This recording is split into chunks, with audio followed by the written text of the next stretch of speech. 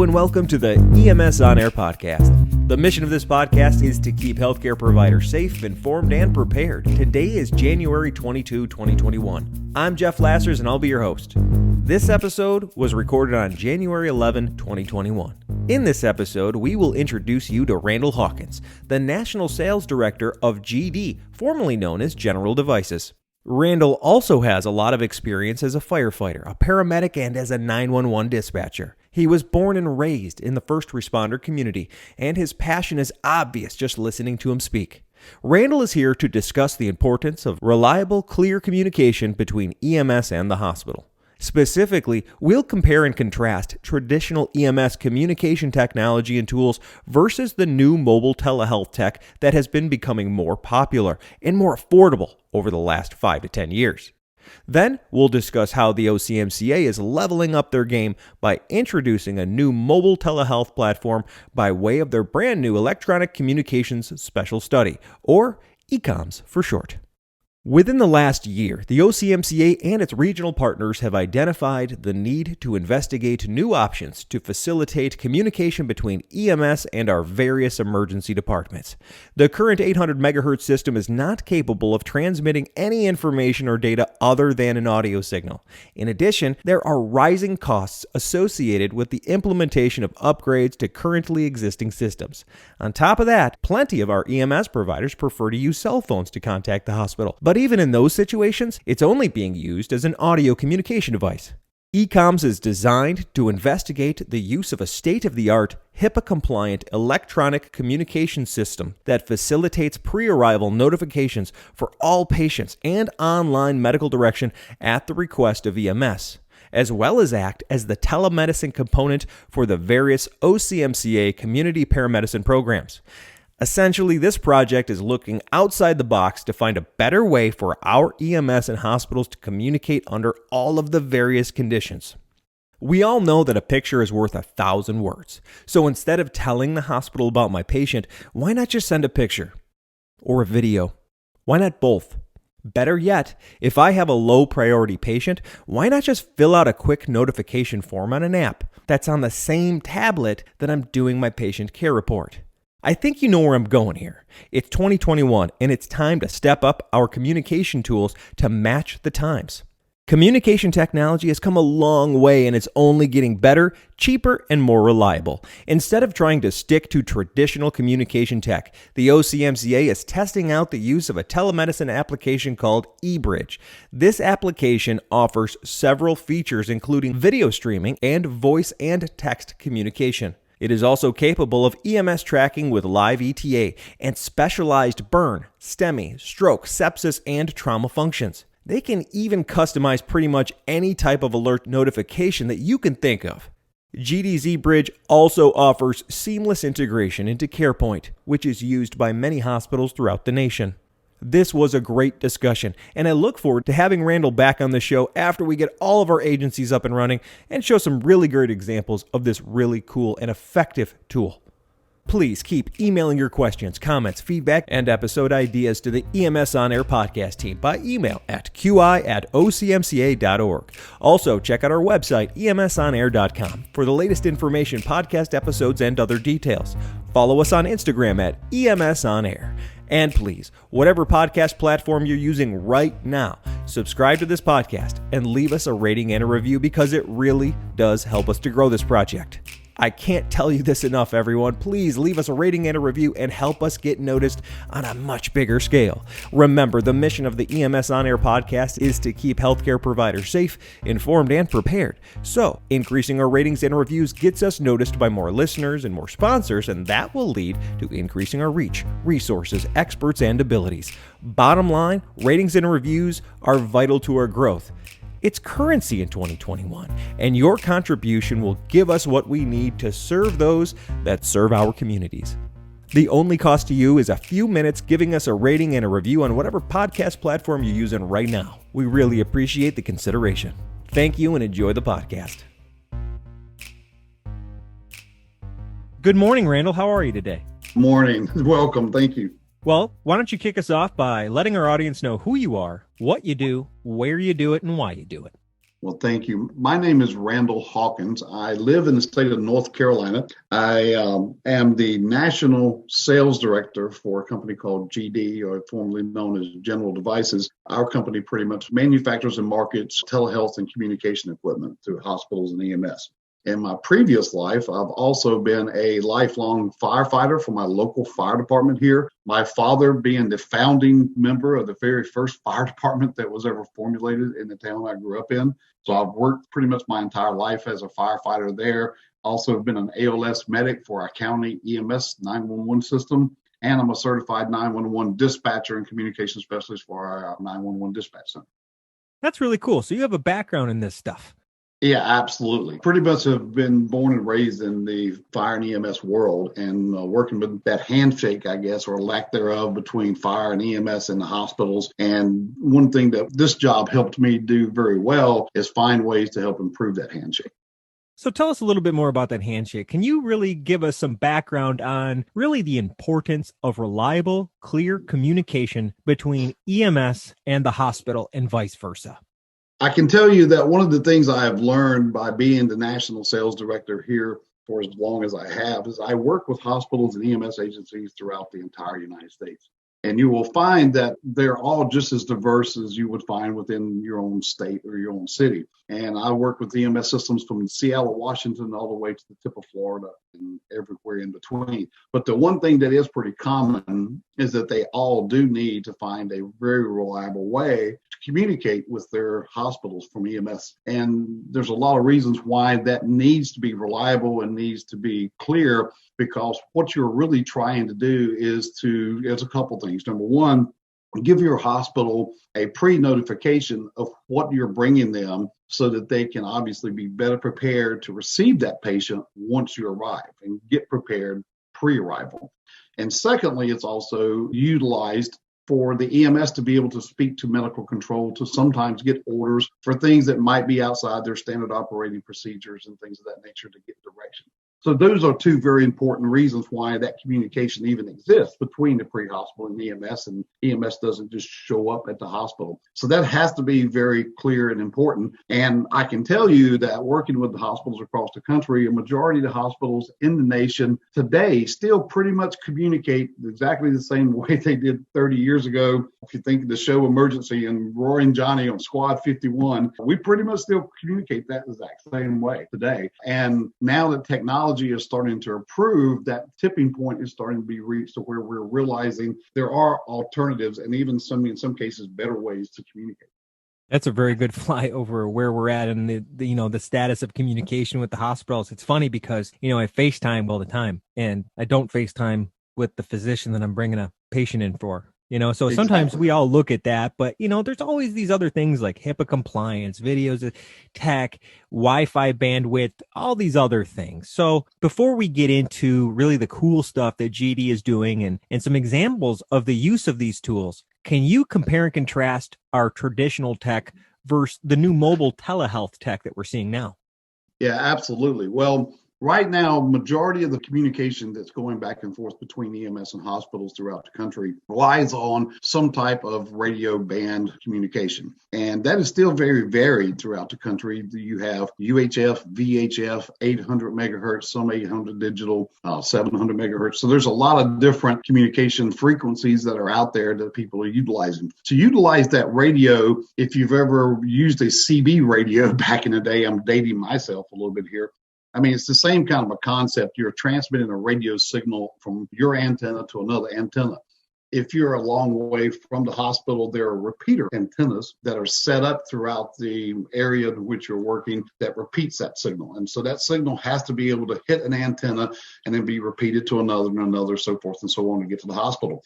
So sometimes that antenna system, to maintain that system and those repeaters and all of that, and to maintain the radio equipment in the hospital and the antennas there, can be very costly and has to be updated on a regular basis. And, it's a pretty big web that has to be set up for that to work and work efficiently.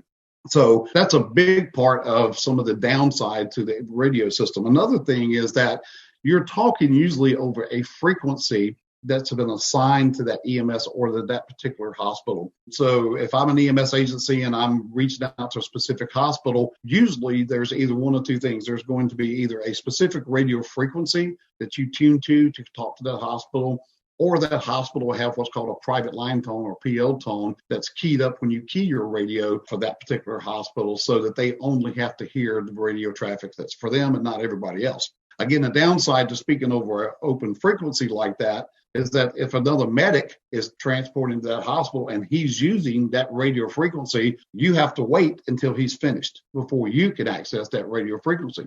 And then you can give your report.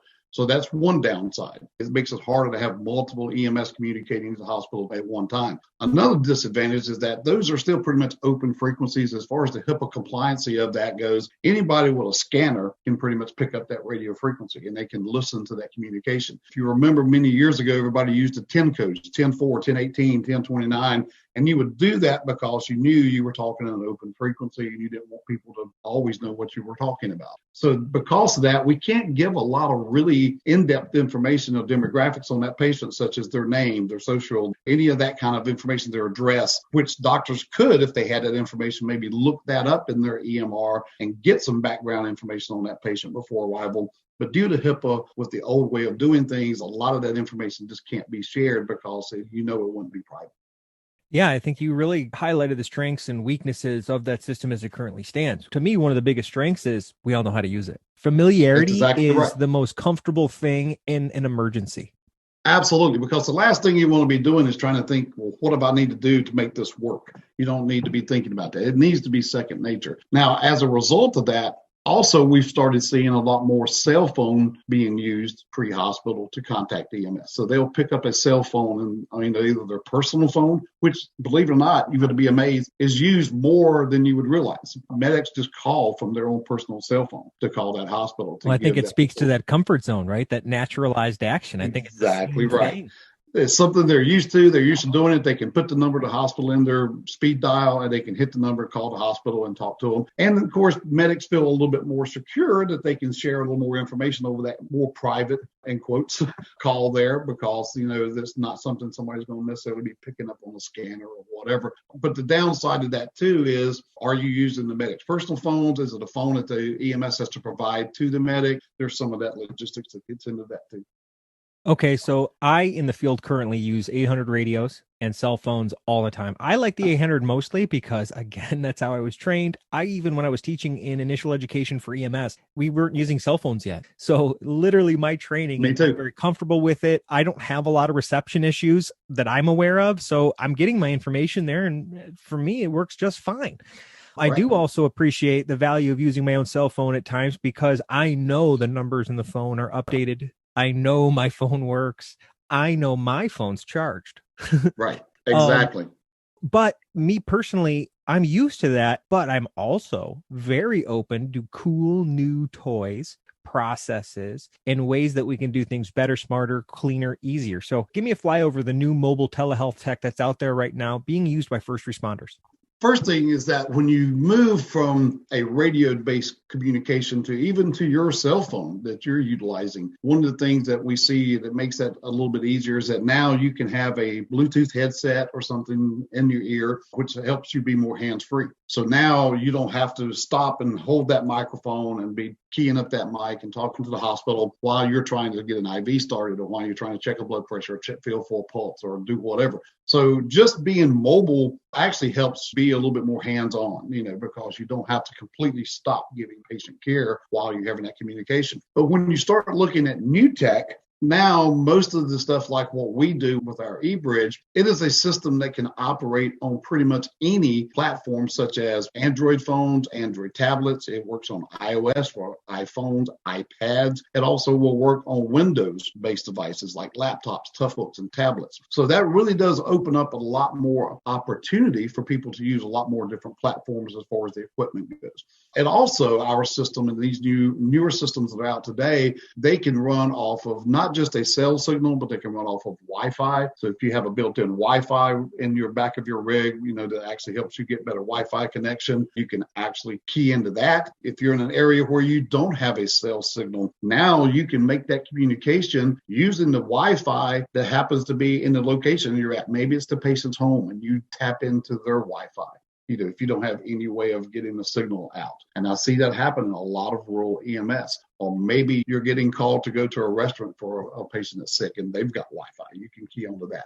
But it just gives a lot more flexibility as far as the type of equipment you can use, as well as what ways you can connect. And some people out there may be aware of FirstNet and the AT&T designated network. So we're part of that network as well, if anybody utilizes that. So it just really gives a lot more operational possibilities, from equipment all the way down, and a combination of both.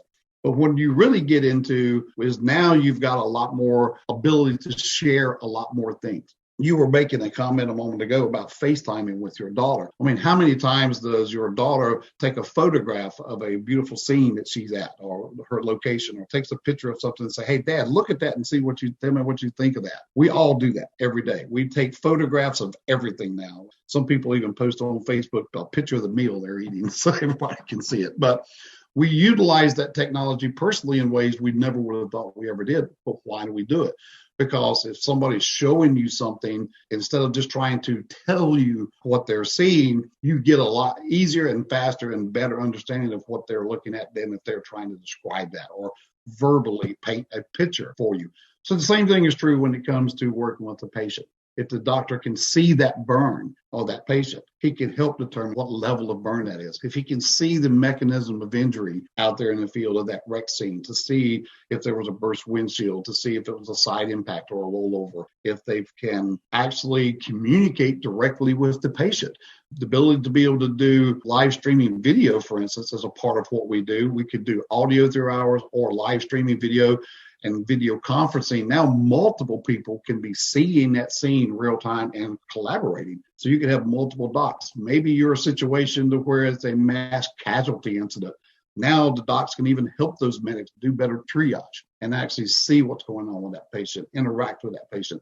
I had a physician in Texas just recently that did a live streaming video with EMS, and he turned the phone around so he could talk to and interact directly with that patient. The patient could see the physician with his stethoscope and his lab coat, and this guy was refusing to be transported, and the doc convinced him to come in. And I don't know that could have happened just as a voice call or over the radio.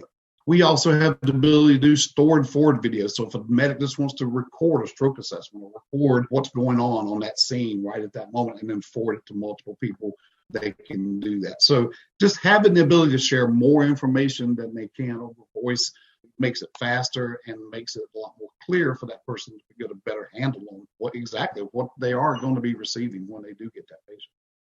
Picture says 1,000 words. A video says a quadrillion words. I have a situation. I have to tell a hospital I'm bringing them a patient. I fill out a couple of boxes to say what it is. Maybe I take a couple of pictures, videos, send it off. That right there relieved me of getting a hold of hospital during a row, talking to anybody, worrying about a communication failure. And they have more information in that few seconds and actions that I took than I could ever convey with words. Words are just tools that express intent and what's going on. Well, if I can just show you what's going on, I got a lot more words involved. Well, not only that, you brought up another very good point about being able to just click a few clicks on the screen. We have the ability to create customized forms for each situation. So the medic could just hit a STEMI alert button, for instance, on their screen, and it would pull up a specific form that is specific to STEMI and to heart attack. Or maybe it's a specific form for stroke, because the physician is going to want to know different information on a stroke patient than they would on a STEMI patient. For instance, is there facial droop? Is there paralysis? How long has this been going on? When was the last known well? Do they have a history of MI? All of these different things vary based on the type of patient. So we can even customize the way you send information and what information you quickly send so that you're not scrolling through hundreds of multiple pages to get to that field that you want. You can just pull up that, hit STEMI alert, click a couple clicks, as you said, take a photo maybe of an EKG to help get that EKG to the hospital faster or transmit that EKG. We even have the ability to work with some of the monitor manufacturers just to pull the vitals and the EKG directly into our app. and forward that real time along with that notification. So now really you're getting to the core of it. It's getting the right information to the right person at the right time to be able to do better patient care and doing it a lot faster. Because we talk about the downside to the radio, but one thing you mentioned too, you've got to call that hospital on the phone or even on radio and wait for them to answer. And then when they answer, you got to say, I'm Medic 3, I'm en route to your location with blah, blah, blah. And it just takes a lot more time. One of my hospital systems in Illinois tracks that, how much time their nurses actually spend on the radio, and then how much time they spend on eBridge. On that particular hospital, about 50% of their interaction with EMS is eBridge. So they're saving their nurses over 200 or so hours of actual time spent on the radio that they could be spent serving other patients and doing other things. So, it's not only getting better information, but it's also, like you said, getting it there a lot faster and cleaner. And since it's all HIPAA secure, now you can send that information that you want to say over the radio. What is the patient's name? What is their social security number?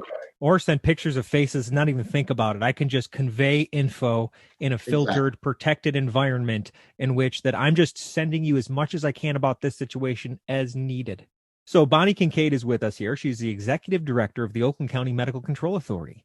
And as you know, Randall, we have just currently adopted General Devices eBridge. And so let's provide an example that shows the use of mobile health tech like eBridge to really leverage the strengths and weaknesses, opportunities, and threats to up our game from just 800 in cell phone use all the way to the use of this tech. So Bonnie, can you give us an overview of the intent and purpose of the Oakland County Med Control Authority's eComs study?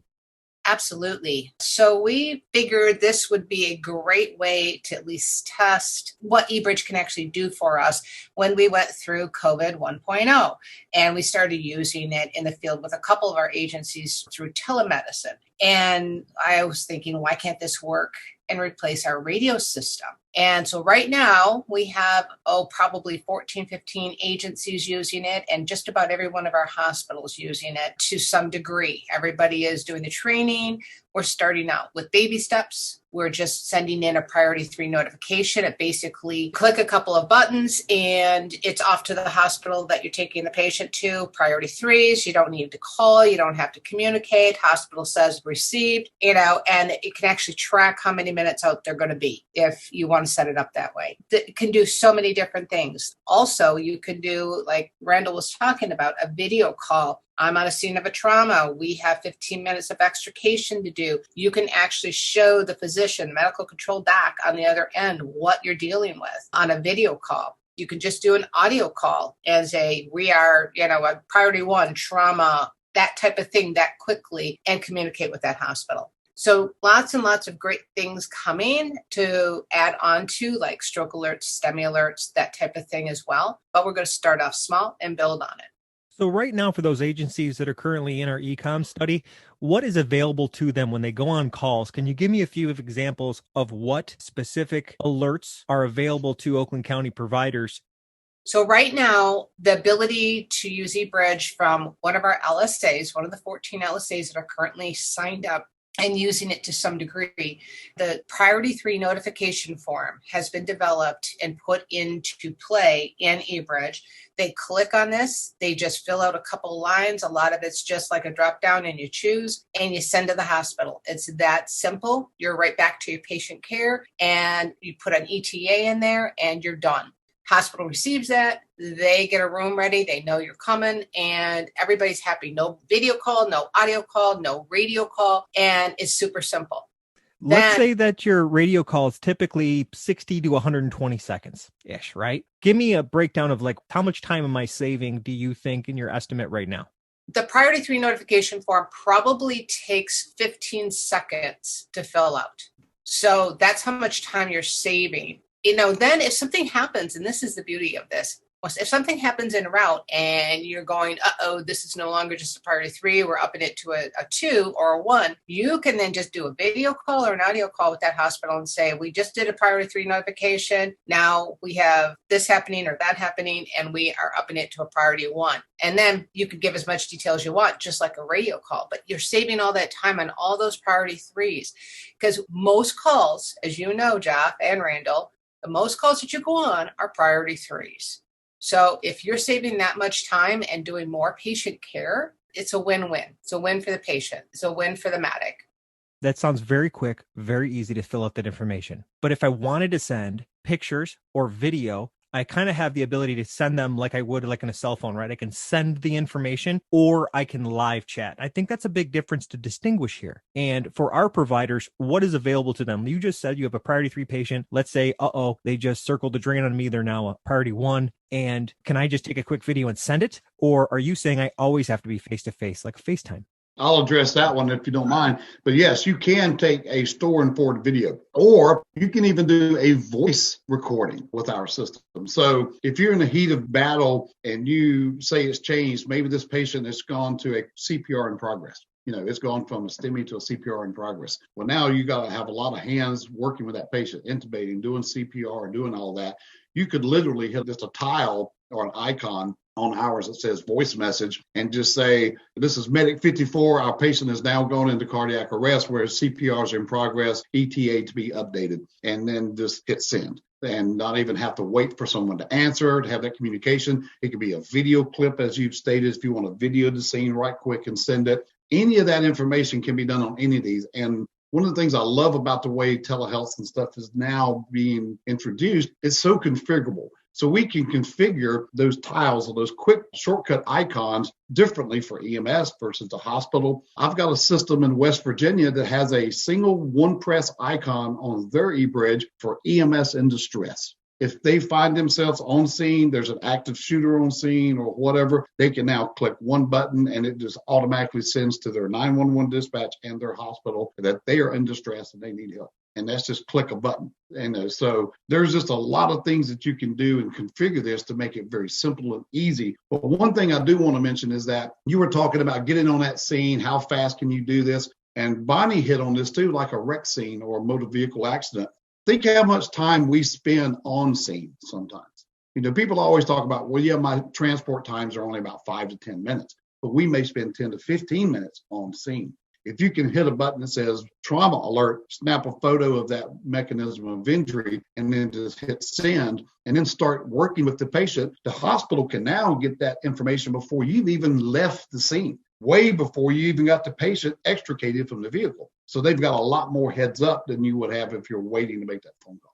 Yeah, and especially if you have, like in my situation where I work, let's say you have an accident scene, and a lot of times we'll have at least one engine with a rescue for personnel. You can always call for more. So let's say we have 2 engines and a rescue. Well, somebody can be free to walk around with the iPad taking pictures while people are doing patient care. So this does open up your options. Okay, so we have the priority 3 notification with additional abilities on any situation for any type of video, audio, picture sending, or in the moment FaceTiming, essentially, because I can't think of a better word, face-to-face digitally. So Bonnie, what other immediate tiles or procedures are going to be immediately available during our eComs study with the use of eBridge? Once we get beyond this and everybody's started up and everybody's comfortable with the priority 3 notification or making an audio or video call to the hospital and everybody gets comfortable with that, there's other things that we're going to be able to add. We'll be able to add like a STEMI alert, and you'll be able to send the picture of that strip showing an active STEMI right to the hospital, to the doctor.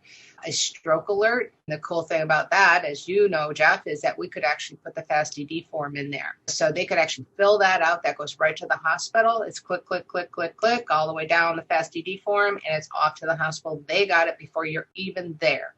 Then they'll know exactly what they have coming. And obviously you can do video with that. You can show the doc, the patient, which is, worth 1,000 words just to show them what you're actually looking at as a patient. So those 2 are coming. We'll be doing trauma alerts as well. And like we talked about that crash scene where you're extricating and you're showing the doc at the hospital what the car looks like, what impact, what happened with that car, what the patient looks like at that point. they can actually say, hey, do this, do that, or suggest other things that you might be able to do while you're trying to do the extrication. So there's a lot of other things, and I'm sure Randall can come up with even more, because that's just scratching the surface of eBridge. So it sounds like we're really gearing up to manage the known incidents that we go on a lot. We see a lot of STEMIs, we've seen a lot of traumas, we see a lot of strokes, and this is on a countywide system. So we're certainly seeing a situation where it's like, okay, how can we best support that, get everybody up to speed, and then advance towards, hey, Randall, what's next, man? Once I get good at all that, let's push that boundary a little bit. What's that next progression for us then? Well, that kind of gets into what I'll refer to as use cases. You have all this capability and then finding use cases for it. I purchased an iPhone for my 83-year-old mother last year for Christmas, and here it is a year later, and she still pretty much just uses it to make phone calls. And I'm trying to get her to text and all of that. Right. But it's just adopting and getting comfortable with the technology. And then once you do, then the sky's the limit. So one of the things that we're starting to see people for use cases is even use this for mental health evaluations. Now you can actually start to look at that situation. If it's an opioid overdose, if it's a mental health patient, the docs can see what's going on there. EMS a lot in some areas, even document refusals. If you've got a patient that's refusing transport, right now you have them sign a refusal. Sometimes they don't want to sign that. So now you can just video that and say, hey, Jeff, I'd like you to acknowledge that you're refusing to be transported and treated by us against our medical advice. And then you say something like, yeah, I'm not going with you to the hospital. Perfect. Now you've got that recorded. So now we get into a whole other thing of documentation. So one of the things that the eBridge does already for Oakland and for you guys is it also gives the hospital real live GPS tracking of that ambulance as it's en route. Now, it's not tracking them any other time as like Big Brother, but when you send one of those alerts, it also sends to the hospital your ETA and your tracking information. So they can literally sit and look at a computer screen and see that time of arrival updating every 15 seconds, just like when you look at your Uber driver and seeing them come in. So now that also helps docs be able to say, okay, well, they're 15 minutes out. I can finish what I'm doing before I go over there and wait. So it saves time for them, that they're not just standing around waiting for you to come in. Now they know when you're going to get there, and it gives alerts. So that documentation helps free these docs up sometimes. Like, how many times have you heard a cardiologist call down to the ED from the cath lab that's been activated and go, hey, we're waiting. Where are these guys? Well, they said they were 10 minutes out, and I'll call and get an update. Now you don't have to do that. You know when they're going to arrive. But all of this information, as we've said, is about trying to quickly and easily get as much information as we can to people to be better prepared to transfer that patient once they get there and get them to the cath lab or CT or wherever they need to go. But then you got to think about the backside. One of the biggest advantages to this type of telehealth, and one of the things our eBridge technology can do, it also has what's called DScribeX. That DScribeX server now allows you to go back and pull any of this data you ever want to pull back. You can go back and look and see how many STEMI alerts you got this week, how many trauma alerts, how many of them did you get EKGs from. You can pull those EKGs later and look at them. You can go back and watch those live streaming video calls, play back those audio calls for QA, QI, billing purposes, litigation, whatever. So it's not just that we're helping you easier and faster get information to people, but now we're giving you a really strong reporting tool on the backside so that you can go back and start to look. And when you start doing that, that's when you start finding ways to reduce those door-to-needle times. Well, why did it take so long to get this patient to the cath lab? Well, the doc didn't get the EKG in time, or this didn't happen. So now you can go back and really do QA and QI on that, look at that. And if, God forbid, if there was ever a litigation situation, they say, now it's no longer a he said, she said. Now the hospital has immediate access to that recording. They can go back and pull that and look at that later and really start to run those reports and look at those trends and those metrics. Yeah, I like it because I find it that it just provides more details to the layers of which the care that I provided. I consider myself to go out there and do the best that I can every day, and I try to follow as many protocols that I'm aware of, up to the latest science that I'm aware of, and I always, based on what I know today, that's what you're going to get the best of. And I feel like the more tools that can capture that in the moment only help the patient, because it might capture something with the technology like this. It might transmit information to the hospital that I didn't realize I was transmitting directly. A lot of times they're basing on the words coming out of my mouth during an 800 or a cell phone. But when I'm sending pictures, even though I didn't mention the spidering of a windshield, they'll pick up on that. Deformity of a dashboard, little nuances that may slip by my visual cortex during an incident that I might be dialed in and zoned in on a patient or two or three, and I might miss something. So the conveying of this information passively, it's a much wider hose. The volume of information is going through, and it's also more precisely done. And it's very cool to think about the implications moving downstream as we really get more and more people involved. So Bonnie, for our agencies that are currently in the eComs study, what is it costing them? Time, money, resources, personnel? So the Medical Control Authority purchased eBridge. So our providers do not have to pay for any service whatsoever. What they have to have on their end is a tablet, a phone, something, a laptop, pretty much any kind of device to put the app on.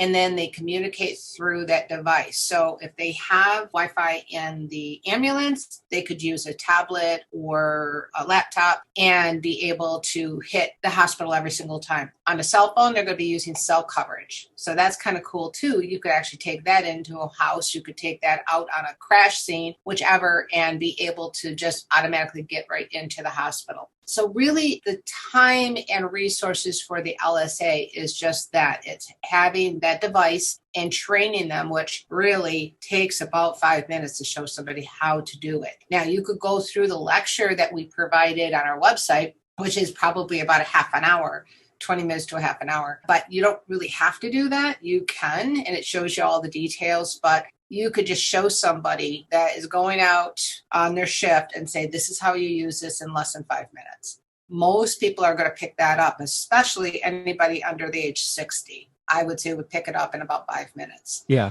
Let's be real here. We're talking about an app. Yep. Right. We're talking about an app that communicates what I'm dealing with right now to a place. And like every other app in the last 10 years, you put in very simple information that is very intuitive, and then you send it. And a lot of times, I'm guessing, Randall, you tell me, you guys probably spend most of your time in R&D figuring out how to make things uber obvious and fireman proof. I mean, dummy proof. And one and the same, right?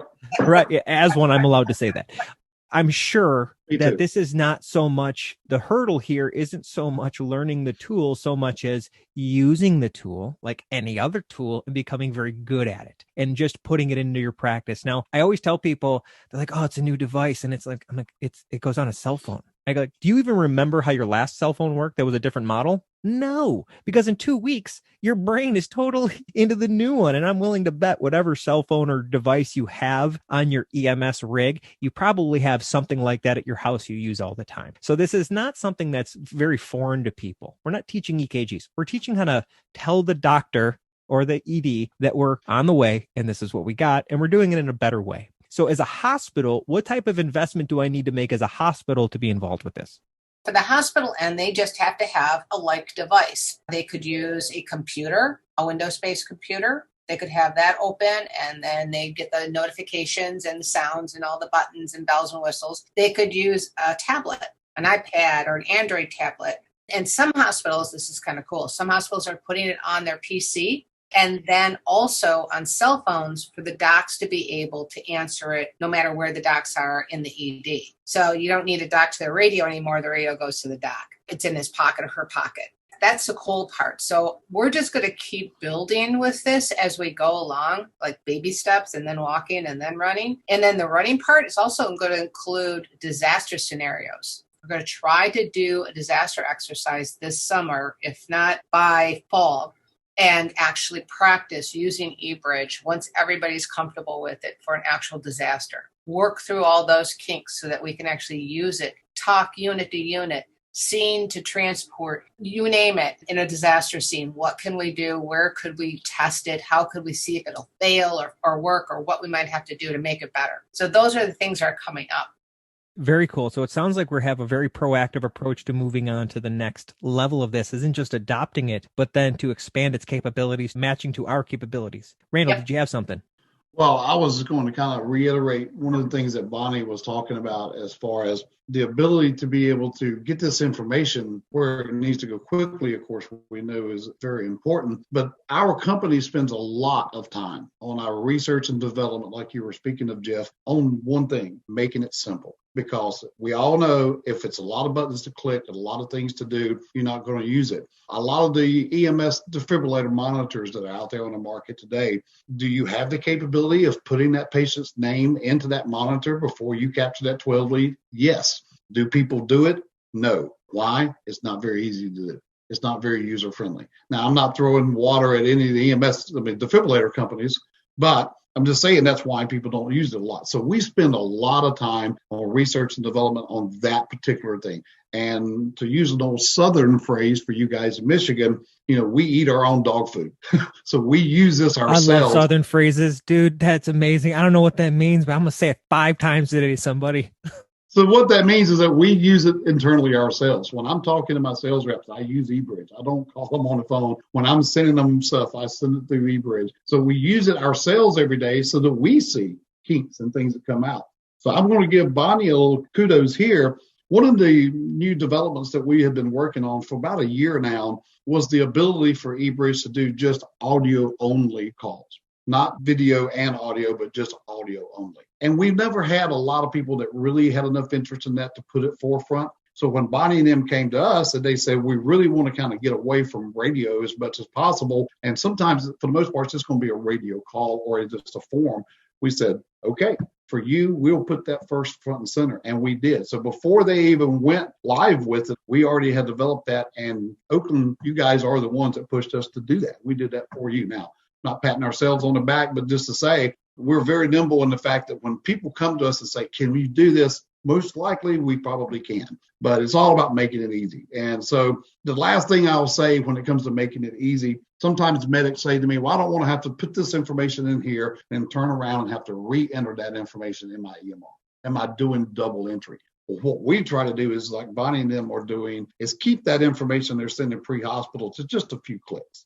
Put this, boom, boom, boom, boom, send it. Takes 10, 15 seconds. So that's not really re-entering, because if you think about it, when you're giving all that report over the radio, in some ways that's double entry, because you're telling that whole story for 3 minutes and then turning around and having to type it later when you put it in the EMR. We're just making that process even faster and easier, but we are cognitive that you don't want to have to do double duty. Fair enough. So it sounds like the only requirement to get into this, if I'm an agency, is to have devices that I can actually download the apps. And if I am at the hospital level, it's really the same thing. So if I have the tools and then I just need to teach myself how to use the app, that's it, right, Bon? That is it. It's super easy. And, we've got a lot of people out there at different levels and stages and what they do and have. So we're working through some of the issues, and I think sometimes it's just like sometimes people want to fight it because it's change. It's not that easy radio or the easy cell phone. So we're working through those, but mostly it's download an app, put it on, click the button, choose your hospital, send the notification, done. Or if you need to call, you can do an audio call or a video call. It's very, very user-friendly, very simple. And I really do appreciate, Randall, that you guys went and did the audio call, because we don't always need a video call. And that was really the only option before. So now we have that audio availability, which is really, really nice. Bonnie, can people join this at any time? Let's say I'm an EMS coordinator for an agency. I'm so busy right now. I didn't even know this was going on, but one of my providers heard this podcast and like, hey, Cap, can we get this? Can they jump in? Yes, absolutely. We're taking agencies left and right. They just have to notify us, say they want in. We just ask them a couple questions. They send us that information. We get it over to GD and they're in. And who do they email? They can email me or Robin, so Bonnie at OCMCA or EMS at OCMCA.org. We'll have that information in the episode description. Randall, do you have any closing thoughts that you want to give to us? Well, I think one of the things that I would like to at least mention is that as other services out there think about coming into this, if you're concerned that this is going to be a difficult to get signed up, no, just like Bonnie said, you download the app. Bonnie's group, the MCA, will give you your secure username and login. So it's not like you're going to do something on your device. It's going to be saving information on your phone. So with these photos and videos and all these things that we were talking about, none of that information ever saves on the resident file manager or the photo gallery of the phone or the device that you're using. So don't worry about the security, HIPAA security of it. We have gone to great lengths to make sure that this is a completely HIPAA secure and an FDA listed product. Fantastic. Well, thank you very much for coming in today, Randall. I'm sure we're going to have you back again in the future when we start to expand this thing more. And as I use it more at my agency, and we're just now starting to adopt it, I'm definitely going to have more questions, and I'm going to want to, try to break it maybe. That's just kind of what we do. Go for it. I'm sure I'm not the first person to say that to you from the fire service of, let's see what this thing really can do. But thank you very much, and have a great day. Thank you very much. That is all for the show today, everybody. Thank you for listening. Thank you to Randall Hawkins for coming by today and spreading your knowledge. We're going to have you back here real soon. Please keep emailing your questions, comments, feedback, and episode ideas to the EMS On Air podcast team by email at qi@ocmca.org. Also, check out our updated website, emsonair.com, for the latest information, podcast episodes, and other details. Follow us on Instagram at EMS On Air. And please, whatever podcast platform you're listening to right now, subscribe to our podcast and leave us a rating and a review. It would really be nice if you did that. Thank you. Thank you for listening to the EMS On Air podcast. Stay safe and have a great day.